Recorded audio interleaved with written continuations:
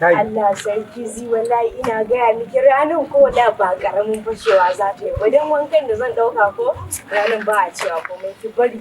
Ba kama hannun yaro tukunna wallahi ranar muka shiga gurin nan sai an san suwa suka shiga. Za ta fashe sosai ko wallahi. Da a ci an yanzu nake jiran ma voice ya kawo min mota na kin gani saboda za a fila.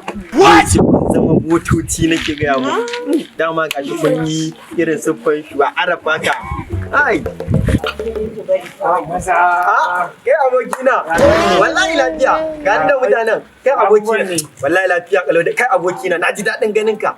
Ai da kai ya kamata mu fitan nan. Ga ni ga ZA ga Maryam. Na ai ni ban shiga irin wannan ko zuwa irin wannan party nan. Kai ka san baba na mataimakin gwamna. To ka gane gaskiya ne. Ana yi ana koyewa because of case of cases. Gaskiya ne. A gane ai. Because of kidnappers. To yanzu da aka ma kanina ne da yake karatu a kasan waje.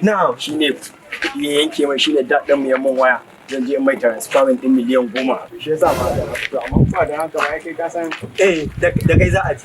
Okay yanzu kana gaya mun ba za ka je ba kenan. Yayi in ya gaba yau wannan kai abokina miliyan 10 kuka ce. Miliyan 10 kai wannan abu ne ko kan ya ba miliyan 10. Kai abokina. Ka ce ni ma za ka yi ban miliyan 10. Gaskiya ne. A yanzu ma ina gaya ma ba lokaci. Ba lokaci? Ba lokaci. To ka tsaya mu gaisa mana. Gaskiya ne. Kuma san waye shi tukunna? Idan gidan fa Talatu ne mai ice fa. Talatu wani ice ta can baya? Ai gidan ga Talatu ne mai ice ita ɗin nan dai tukunna.